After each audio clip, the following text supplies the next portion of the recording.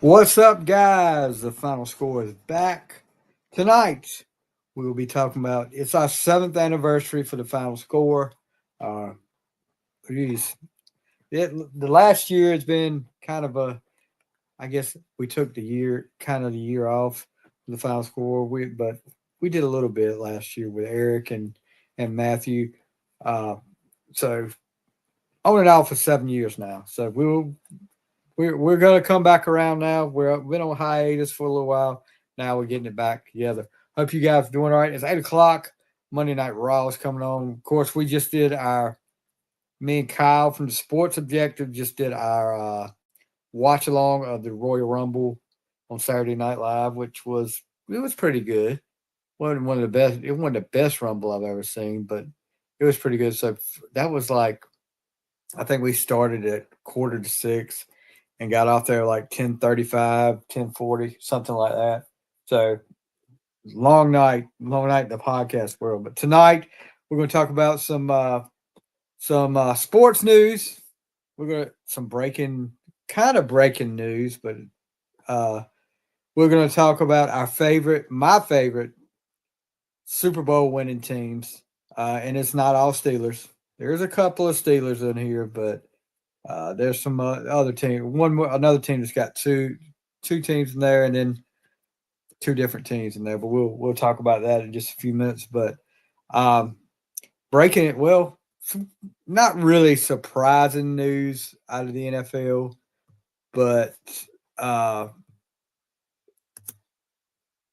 I've said all along, guys.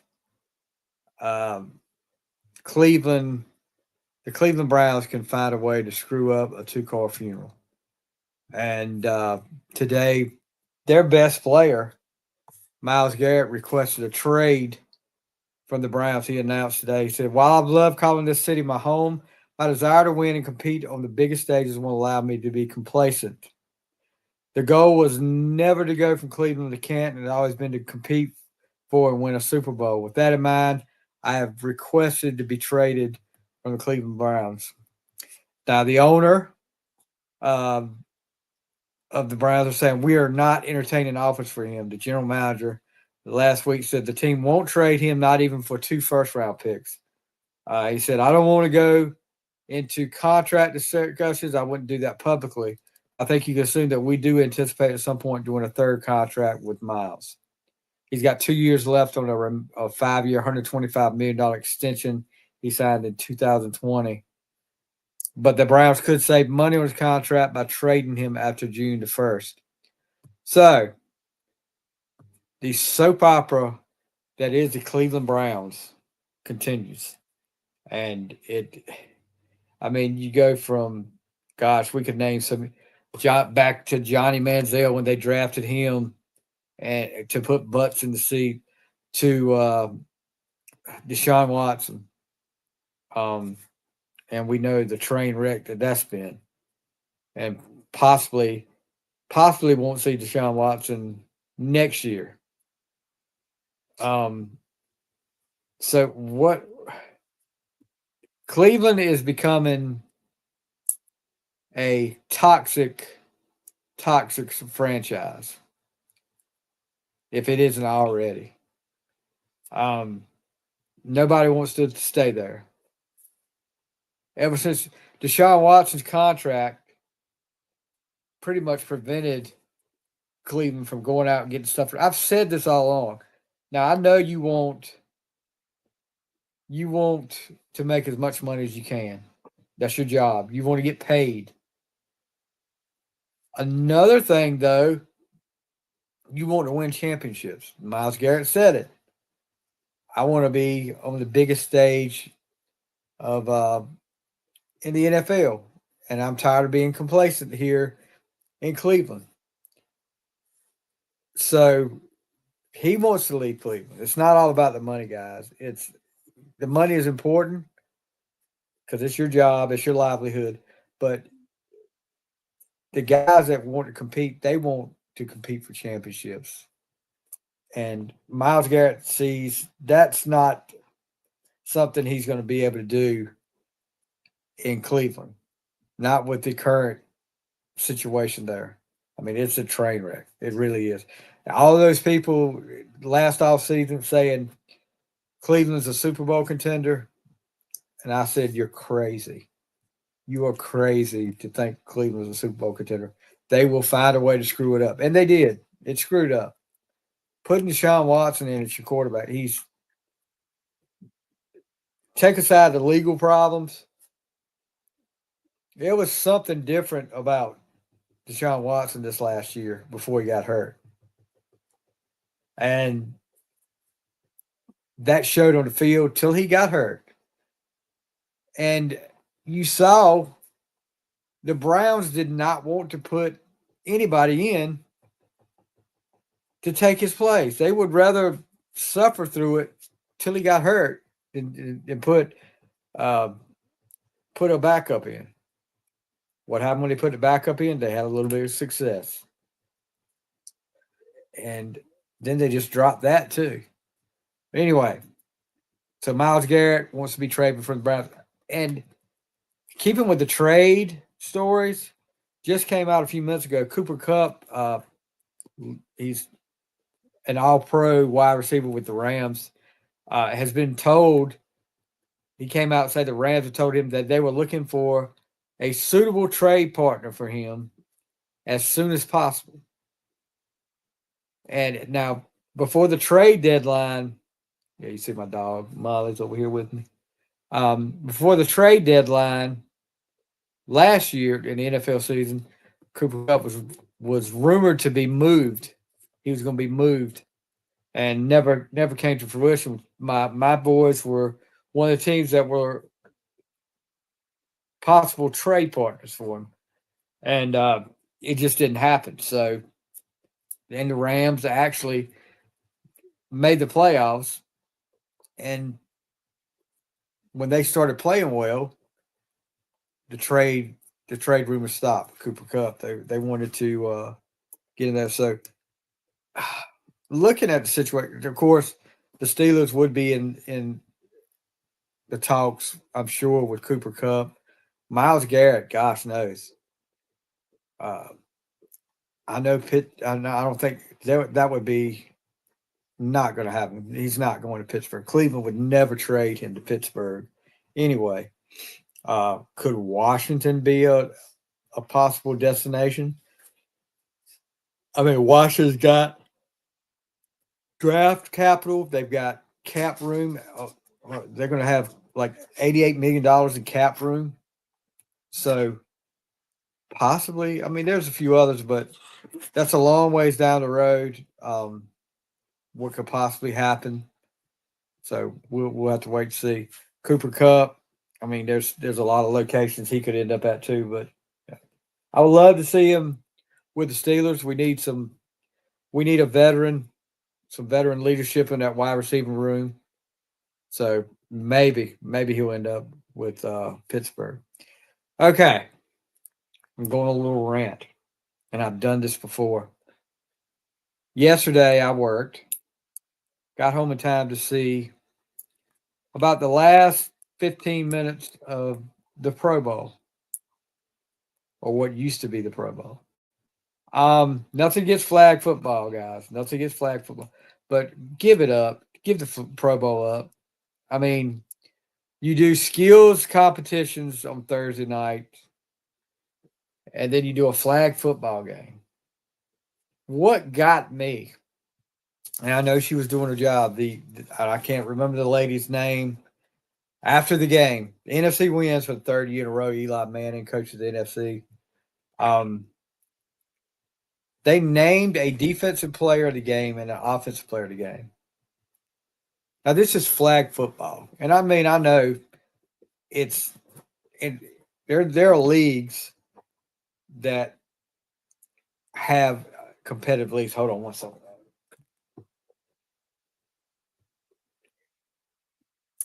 My dog is getting old and she can't jump like she used to, so I got to help her.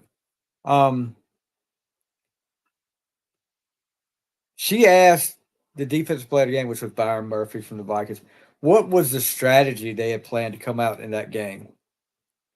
It's a flag football game for fun. There's no strategy. They're going out there to play.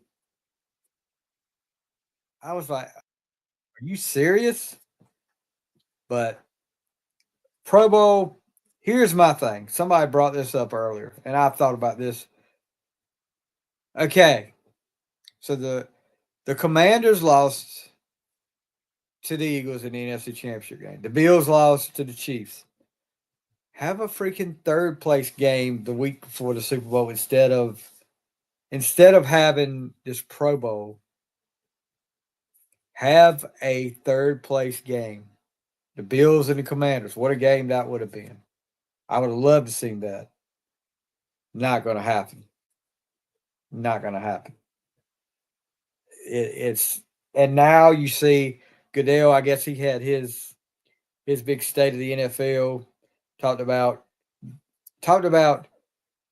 electronically just figuring out if there was a first down or not. The referees would mark the ball, and electronically they would figure out if it was a first down or not. How hard is it to figure out? Apparently it's pretty hard to figure out if it's a first down or not because it's happened several times. AFC Championship game. Ask the Bills about that. But yeah, there's my other dog. She's getting in the picture. Watch out, man. Get back there. But he talked about NFL having a professional flag football league.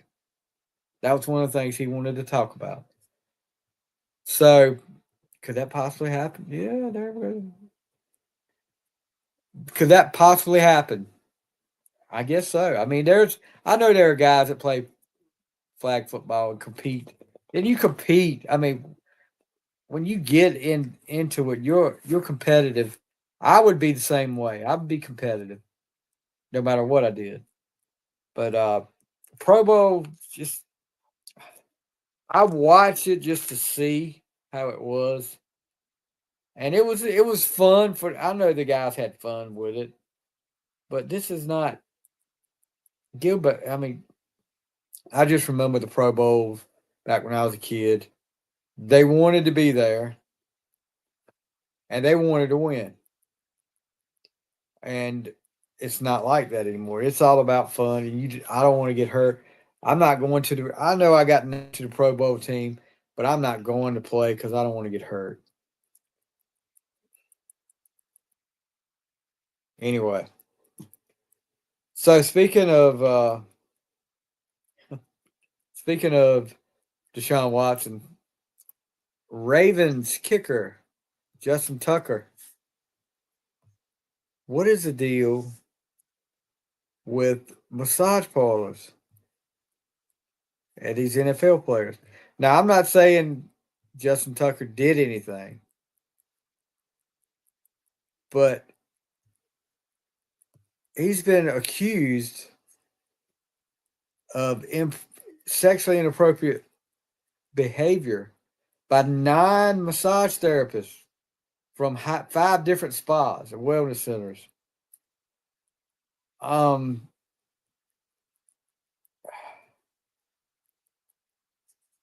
How does this keep happening? And he denies it, of course.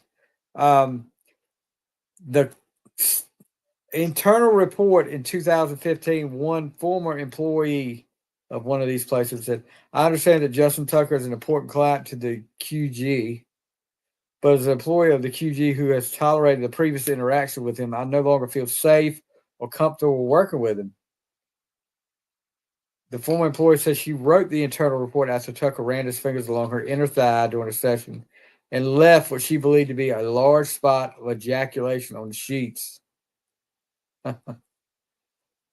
Another former employee of that same place also stated Tucker would position his hands so that they would graze her thighs during a massage, and also said he would frequently move sheets to expose his genitals. I mean, are these people making this up, guys? I mean, it just seems like people wouldn't make stuff like this up. With the whole Deshaun Watson thing, I know the whole deal there. I mean, women could look, not just women, but men, whoever the massage therapist would look at.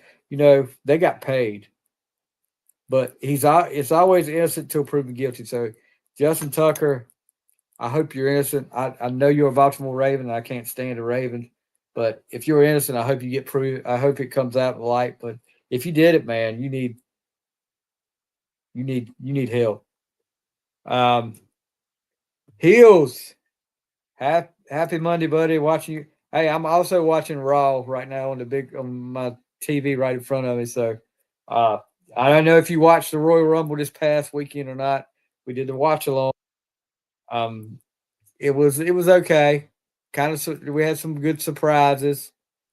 Uh, yeah, it was some surprises there. I was like Charlotte coming back and winning. Of course, you saw Charlotte is now divorced from Andrade. That actually was finalized last October. A lot of people didn't know that. That came out today. Um, it was pretty good. I was kind of surprised with Jey Uso winning. Come down to him and John Cena. I was surprised at that, but he is. Yeah, Alexa Bliss coming back. That was big. I mean, because earlier in the week they said she was probably not going to come back because she wanted a new contract. Um, and a lot of people were surprised when she was backstage that night of the Rumble. So, but we'll see what she does. Yeah, Justin Tucker, that situation. Hopefully, hopefully he's innocent. Yeah, Cena did his last Royal Rumble. Finished second. I'm hearing though he's going to be he's already qualified for the Elimination Chamber, and I guess whatever Jey Uso picks, whatever belt he picks, go after the Elimination Chamber guy. Whoever wins that will be able to go after the other. Um, Excuse me. Speaking of trades, and I don't talk about the NBA a whole lot.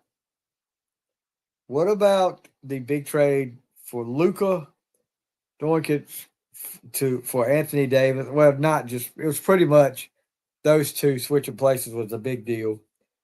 Luka's in with the Lakers and LeBron now. Sorry, Luka. AD goes to Dallas. A lot of surprised people out there, including Luka.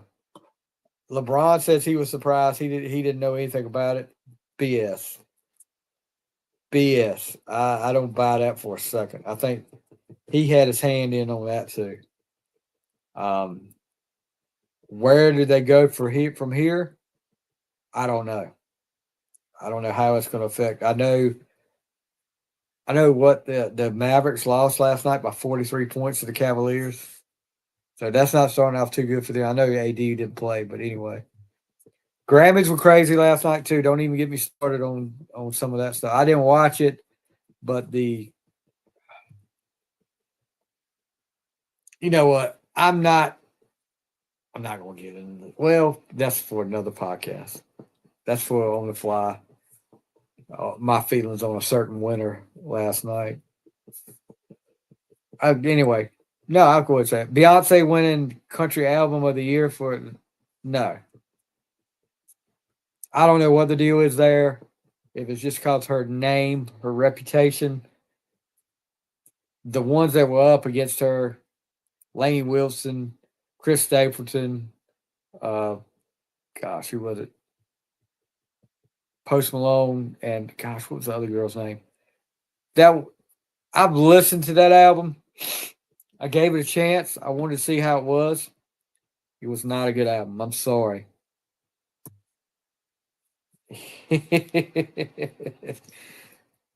Could be.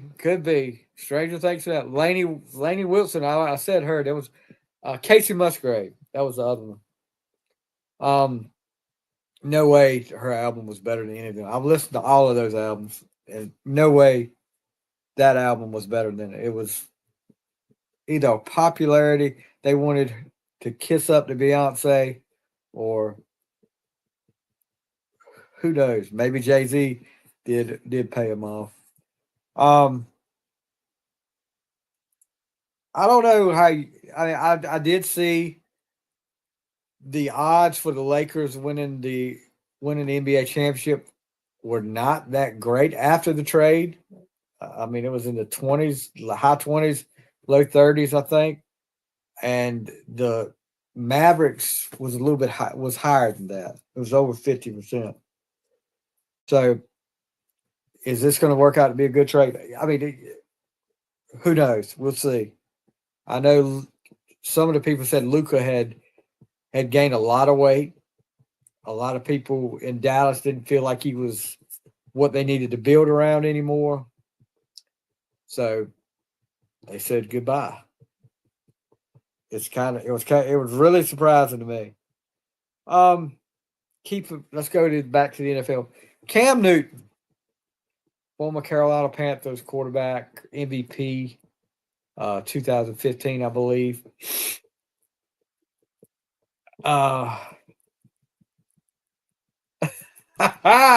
Kyle Barber, Kyle from LaGrange with a rant. Beyonce has as much business winning country album of the year as I do winning Mr. Universe. With that said, I am your 2025 Mr. Universe. Heels that you mostly watch NFL. Yeah. X NASCAR. I didn't even watch. I watched a little bit of the NASCAR stuff last night, the Clash. I didn't see the big race at the end. Um, yeah, I can't follow NASCAR like I used to. They forgot where they come from. They want to be too big, and I just can't. I can't deal with NASCAR anymore. They forgot their roots. Cam Newton comes out early in the week, and not surprising to me at all. He would rather have his MVP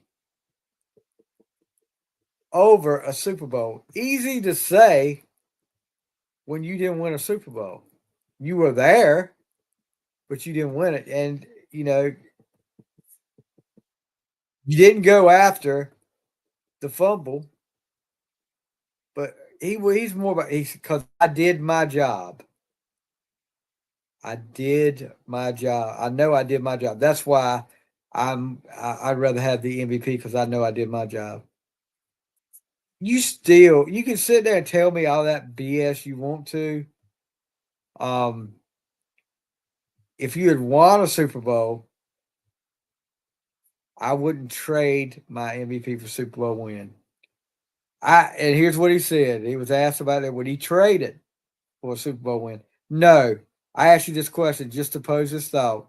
What's more important, impact or championships? Everybody's not going to be Michael Jordan. Everybody's not going to be Patrick Mahomes.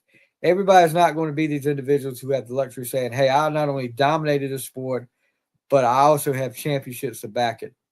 Let me remind you, Brad Johnson won a Super Bowl. Trent Dilfer won a Super Bowl. Respectfully, Nick Foles won a Super Bowl. So, yes, when you look at those guys, you say, what's more important? I think that's the humble approach. But if we're being honest, the impact of you holding yourself accountable and say everybody has responsibility to do, and you can say as an MVP award winner or All-American, you held your end of the bargain down. Did you hold your end of the bargain down in the Super Bowl? No, you didn't. You're the MVP. You were not the MVP of that Super Bowl by far. You were very disappointing. Thank you, bud. I appreciate it. I appreciate that. So here's what I've said for a long time. Some of these outrageous contracts that these superstars get, let's say like a Deshaun Watson, make that make they put all these incentives in for like, okay, if he gets over this many yards, and some of them do this, what I'm about to talk about. Put some team oriented incentives in it. Like If we make the playoffs, boosted. If we make the conference championship game, there's another one. If we, of course, if you make and win the Super Bowl, you get that one. I mean, it's not just, don't make it so all about all about me. This is what I've got to throw my 3,000 yards. I've got to run for 1,500 yards. So so I can get my incentives. Whatever. Cloud9 and Runt Rapids is Killer Kiss shirt. You see, I'm wearing my Kiss Army shirt tonight. This was a gift a couple of Christmases back from my brother. Hush, my dogs are growling. Hush. So, yeah, Cam Newton. I mean, sometimes he says things like this just for clickbait, but I honestly believe there's something. I can believe this with him. I believe he worries more about. But the thing is, if he won that Super Bowl, he wouldn't be saying this. He would be saying, I love my Super Bowl. Excuse me. So Chip Kelly, offensive coordinator at Ohio State this past year, is now the offensive coordinator for the Las Vegas Raiders, and getting paid $6 million, about averaging about $6 million a year to do that. Pete Carroll, they've got cap room, they've got new coaches. They want to win quick, and I think watch out for see what kind of moves the Raiders might make this year. All right, so our main topic tonight, we're going to talk about my favorite Super Bowl winning teams of all time, and no particular order, of course, because you guys know any of the Steelers Super Bowl winning team is going to trump any other team. Out there. But let's start off with the 1987 Washington Redskins. This team, of course, a strike shortened year. The if you watch The Replacements, the movie The Replacements, that's based on the Washington Redskins from 1987, Scabs team, as they call it. So the Scab team's actually the last game of that before everybody crossed the picket line and strike was over. A lot of the star Dallas Cowboys players had crossed the picket line. Tony Dorsett, Randy White. It was a lot of them that had crossed the line. They were playing, I think it was a Monday night football game. The Redskins still didn't have any of the Scab players. Redskins beat them that night. One guy actually, after that game, I think the next day, just like in the movie, he had to go back to prison. They got him out of prison. He had to go back to prison the next day. So, yeah, but that 87 team, and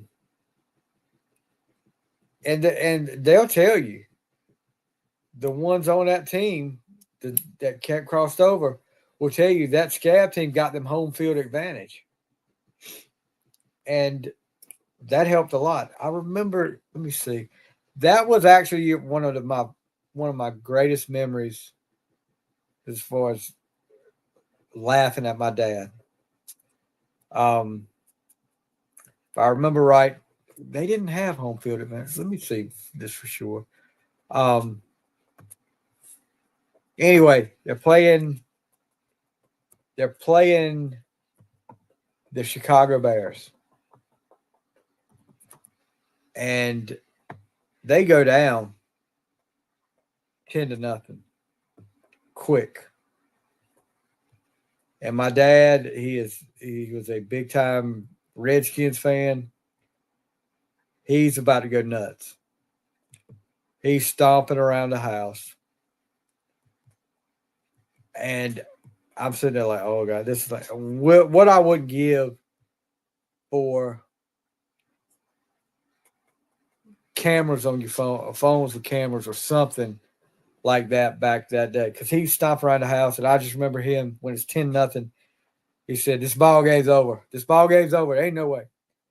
And the next thing you know, Darrell Green, of course, has that punt return, goes in the end zone, clutching his rib where he broke a rib. And my dad, as soon as he did it, he yells out, "New ball game!" And I will never forget that as long as I live. Cause I gave him a hard time about that too. But they uh, go on to beat the Vikings in the NFC Championship game in a close game. Vikings had upset the 49ers. And then I want to say they go down 10-0 again to in the Super Bowl to the to the 10-0 the first quarter to the Broncos. And no problem, we just spot them that the Redskins throw 35 in the second quarter. Doug Williams just goes off. No doubt the MVP. And then an unknown player, George Rogers, who had been the starting running back most of the year for the Redskins.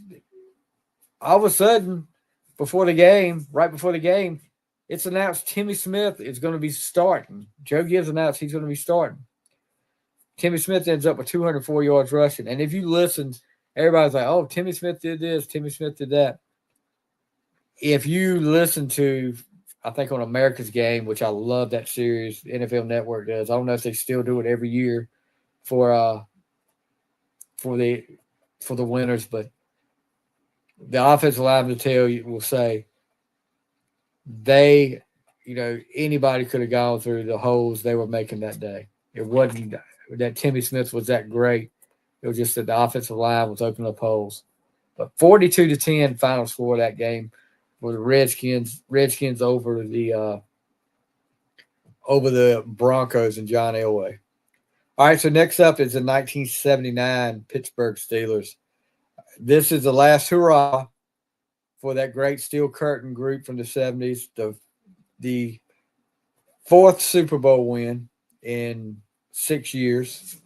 The upstart Rams had upset the Cowboys in the NFC Championship game. Vince Ferragamo and the Rams. I remember we had these things before the VCR come out called RCA video disc players, and somehow we had found a video disc of that season. The NFL did like a season recap and highlights for both teams season highlights and the Super Bowl highlights.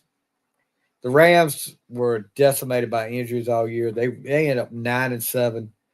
I don't think, come to think of, they did not beat the Cowboys in the NFC Championship game. They beat the Tampa Bay Buccaneers, and Doug Williams was their quarterback for Tampa Bay. It was 9-0. They beat the Cowboys in the divisional round. But they had that young upstart, the pretty boy Vince Ferragamo at quarterback, because Pat Hayden had been hurt. I forgot who the other one was hurt. Was it Kemp? Was it a Kemp? I don't know for sure. But you had Jack Youngblood, one of the legendary linebackers in the NFL, playing with a broke leg through the year. Hacksaw Reynolds was on that team. Wendell Tyler played running back. Billy Waddy at wide receiver. But they came in there with nothing to lose, and the Rams are playing pretty much. Pasadena is their home field advantage, and they played right back and forth with the Steelers the whole game, even taking the lead late in the game until a bomb from Bradshaw to John Stallworth after Lynn Swann gets put out of the game. But Stallworth comes up big with a big touchdown catch over Rod Perry. to give the Steelers at the time. Oh gosh, what was it?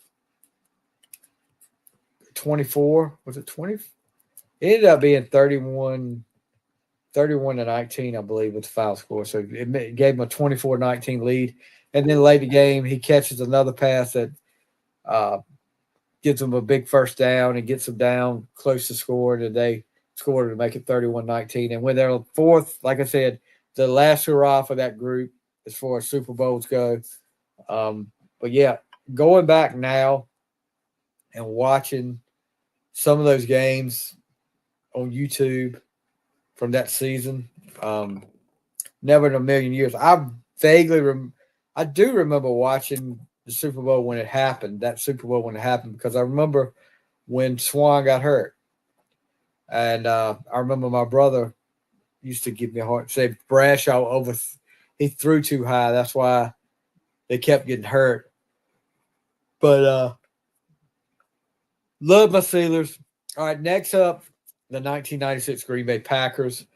People say, why do you pick this? And take away what the allegations are against Brett Favre now. He was a very dynamic player in the NFL. He was a gunslinger. Like Bradshaw, he was a gunslinger. And that team,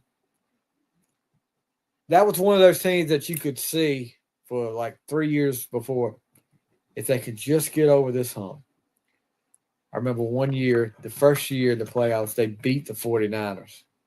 The 49ers were like, they were kind of at the end of their prime with that group with the Montana Young, Steve Young. They were at kind of near the end of that dynasty, I guess you could call it. And they got by them. They beat them. I was like, uh-oh, here we go. So next up is another dynasty, the Cowboys. And, oh, gosh, they could never get past the Cowboys. It felt like never was going to happen. They didn't have to, I believe, this year they didn't have to because the Panthers, the upstart Carolina Panthers, took out the Cowboys and end up playing the Panthers in the NFC Championship game. And I was pulling for the Panthers, Carolina. We're from North Carolina. Excuse me. Jeez. But yeah, that was, you knew they were destined to win the Super Bowl that year. Go up against Drew Bledsoe, Bill Parcells, and the New England Patriots. Get to win there. Desmond Howard, big kick return that kind of set the tone for the second half of that game. And the Packers ended up winning. Desmond Howard, MVP of that game, which, okay is all I'm going to say on that. Okay. And it kind of started, you had like George C. Levens, you had Edgar Bennett. Oh, gosh. Reggie White, the legendary Reggie White, gets his first Super Bowl. And I think it's the only Super Bowl. And I remember after that game, him holding that trophy, running around that stadium, holding that trophy. And, you felt so good for him because that's somebody that you could totally see not winning the Super Bowl, being like a Dan Marino. Dan Marino, such a great and a Hall of Fame quarterback, but doesn't gets to that first Super Bowl. Look at it. Sit down. I love you. But yeah, he doesn't. He never gets back to one. He said, I always figured I'd get back, and never got back to it again. But the '96 Packers, Mike Holmgren, who I was happy to see him get it. He made some disparaging comments in later years about my Steelers when they whipped up on the Seahawks, but that's okay. The 1999 St. Louis Rams. Now, Rams, we talked about earlier, they make the move from Los Angeles to St. Louis. And they struggled. For years and years they struggled. And everybody knows the story. If you watched NFL, even if you didn't watch, NFL, the Kurt Warner story. Trent Green comes in. Dick Vermeil is the coach after coming back after a long layoff from the NFL. He's going to turn it around. Struggles mightily for a few years, but now he's got Trent Green is going to be the answer at quarterback, and they're going to have this wide open offense. Preseason gets the Chargers. Rodney Harrison rolls up on Trent Green's knee, and the rest is history. Kurt Warner comes in, and you're like, no. When I heard Kurt Warner's name, I was like, the running back from Penn State. But if you're not as old as I am, you probably won't understand. But Kurt Warner comes in and they go on a roll. Marshall Faulk, I mean, he's there. DeMarco Farr, Ricky Proehl, Torrey Holt, Isaac Bruce, among others. They in one of the most exciting Super Bowls, and that at that time, it hadn't been an exciting Super Bowl for a long time, if I remember correctly. That one was right down to the end. One more yard, of course. I think it's Kevin Dyson makes the catch. Mike Jones makes the tackle and gets him a yard. So, and it overshadows a great performance by the late, great Steve McNair, who almost single-handedly got the Titans back in that game. The Titans get to the Super Bowl, and they come from behind and make it a game. It was a long pass to Isaac Bruce late in the game that sealed the win for the Rams, or gave them the lead. Nothing sealed the win till Mike Jones tackled Kevin Dyson a yard short. I believe it was Dyson. But yeah, the 1999 Rams, just because nobody expected it, and they were just, and they were dominant a lot that year. But 1999 Rams. Next up, the Redskins from 1982. Another strike-shortened year. And my parents and most of my family were Redskin fans. I was a black sheep of the family. I was a Steelers fan. But yeah, another strike-shortened year. I think they ended up, gosh, I can't remember the record. Did they only lose to the Cowboys that year in the regular season? I believe that's right. So instead of having a playoff, they had what they called, because of strike, they had a NFL tournament. And it wasn't really, you didn't get, I don't think they got in because of, it was the teams with the best record. Wasn't necessarily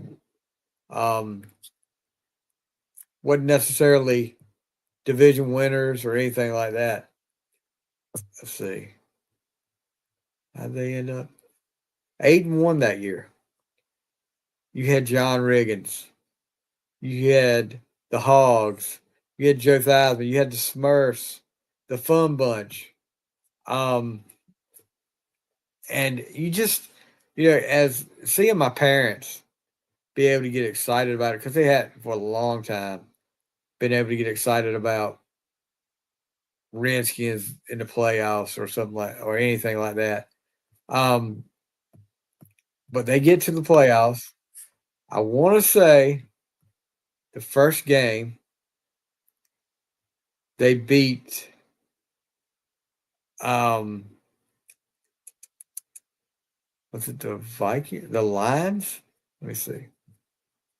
Yep, beat the Lions 31-7. And John Riggins just pretty much takes over during the playoffs. I mean, he's just incredible. They beat the Vikings next, and then, if you remember right, you hear the crowd at the old RFK Stadium, which I would love to have that back again. We want Dallas. Dallas makes it there. They play at Washington. I remember they played on a Saturday afternoon, and the Redskins whipped up. Dexter Manley puts Danny White out with a concussion. Daryl Grant, after a tip ball up in the air, scores the last touchdown to pretty much seal the deal But that was such a big rivalry, and watching it come out on the short end of the stick so many times, to see it go the other way, and the Redskins get to the Super Bowl, take on the Miami Dolphins.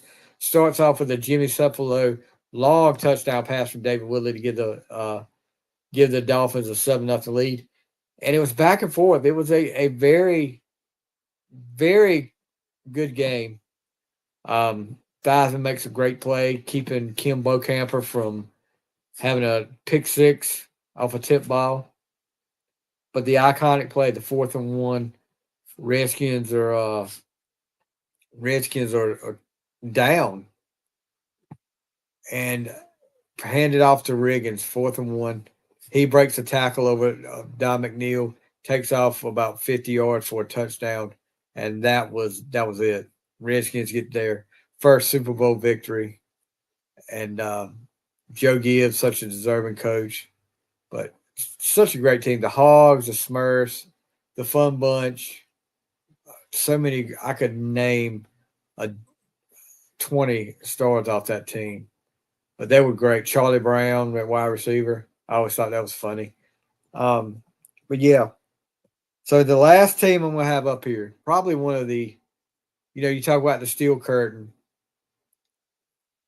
You talk about the legendary Steelers defense. One of the best Steelers defense of all time was the 2008 Pittsburgh Steelers. Troy Polamalu, James Harrison, who makes one of the iconic plays in Super Bowl history right before the half with a 100-yard interception return for a touchdown. Who knows? Who knows if they win that game if not for that? Ben Roethlisberger makes an incredible pass at the end, and probably the most exciting game in Super Bowl history to me. Makes a pass over 2 or 3 Cardinal defenders, since Santonio Holmes in the back of the end zone for the game-winning touchdown. The last Super Bowl the Pittsburgh Steelers have won, they made it a couple years later to the Packers. They were with the Packers and lost that one, but you just had so many great on that. That defense was awesome. Ben was great. Heath Miller, Hines Ward. Yeah, you had so many great players on that team. And they're, I'm a big Polamalu fan. He's my number 2 favorite Steeler of all time, right behind Jack Ham. But Polamalu got him there, intercepting the ball against the Ravens and taking it back for a touchdown to pretty much clinch the game there at Heinz Field. That is one of my favorite Pittsburgh Steelers moments. So that's going to do my favorite Super Bowl winning teams of all time. If you have yours, let us know. We would love to see them. I'm sure there's a lot of people out there that would go, I said my favorite. I didn't say best. I said my favorite. Not going to be any Patriots. Not going to be any Ravens. None of that crap. And we'll get into more about that in the later episodes with Super Bowl stuff. Tonight, though, we're going to do something a little different, which we've done this before. I did something today. Me and my daughter went to Walmart.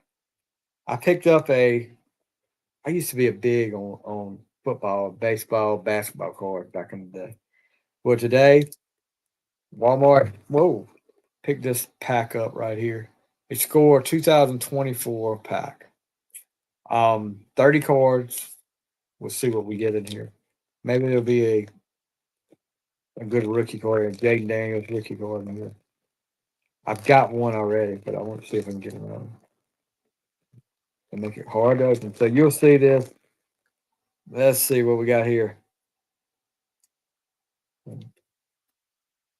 Will Lutz, a kicker.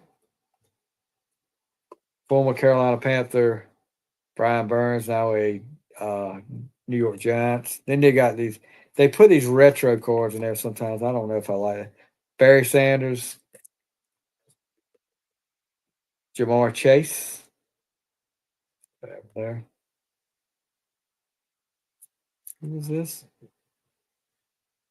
Justin Herbert.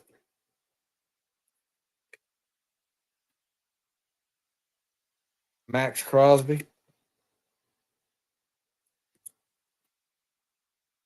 There. Franklin. Another retro one. Andre Tippett. Look at those Patriots uniforms back in the day. Jake Elliott. Now, Elliott, how would you describe this play? Sterling Shepard. Retro. Sean Alexander. Another retro. Ray Lewis. All right, I believe this is a rookie?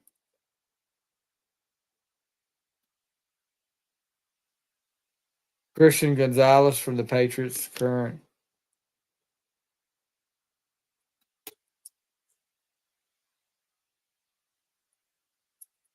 Harold Landry. Devon Ashawn, league leaders for speed. Aiden Hutchinson, sack attack. Here's a rookie. Potential card. Brock Bowers from the Raiders. That's a good one. Celebration. Sam Huger for the Bengals. Look at this. Another rookie. A Brock Bowers rookie. A potential card with Donnie Mitchell from the Colts. Chris Jones. That is funny. When is he sacking? Yeah, he's sacking the great so-called great Lamar Jackson. Joe Montana first ballot card, Hall of Fame. Celebration, Anthony Richardson, Mrs. Carlson. There's another league leader. Who's that? Byron Bland from the Cowboys. Is this a rookie? Grayson Murphy, rookie defensive end for the Dolphins. Ooh, JJ McCarthy from the Vikings. Sam Darnold is loving him.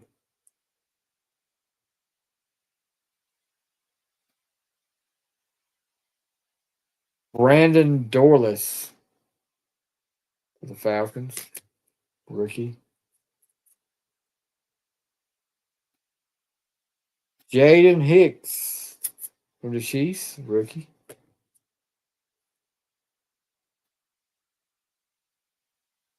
Nate Wiggins, rookie. And then Elijah Jones, another rookie. So, Brock Bowers cards. I'll have to put them up somewhere. Maybe we'll do that every once in a while. Before we go, I just want to once again thank you guys for coming along with the ride for 7 years now with the Final Score. It's been a blast, and we've had a lot of great guests. I've got to talk to a lot of people, a lot of football players, basketball players, baseball players, and I've met a lot of people through this podcast. A lot of Steelers. As a Steelers fan, I had Rod Woodson on here, guys. I had Donnie Shield, Levon Kirkland, legendary Pittsburgh Steelers. And I never would have got to talk to if it wasn't for this podcast. And like I've said all along, if I don't make a cent off of this podcast, then I'm happy because I got to meet people. I got to talk to legends. Carolina basketball, NC State basketball, Clemson basketball, among others. It's been a blast. And now we're setting something up. If you guys, and I'll have a link up on my Facebook page. Discord is like a old fashioned. It's a new idea for old fashioned message board that they used to have. I've started a Discord server. I'm working on finishing everything up. I'll have that hopefully tomorrow. The link on my Facebook page where you can join up. You can make comments on things. There's categories. There's channels that you can use to make comments on things up there. And I encourage you guys to make comments because we'll read them on the air. But yeah, Discord server. We'll be finishing that up hopefully tomorrow. And oh gosh, I got the yawns tonight. I can't stop. But like I said, guys, thank you so much for sticking along for 7 years with us. Lots changed in 7 years. Lots gone on. We're gonna probably be back on live tomorrow night with a special guest. I don't want to say anything till it happens, but thank you so much, guys. We're watching Raw right now. Rhea Ripley and Charlotte in the ring together right now, so we'll see how that goes. But thank you guys again. Give me a follow on Facebook. Give me a like on my YouTube channel. Subscribe to my YouTube channel. Whatever you can do to help the podcast, guys. Give it a like. Give a 5-star review. It would mean so much to me for somebody to do that. It helps us get a little bit, get more views, get people seeing us.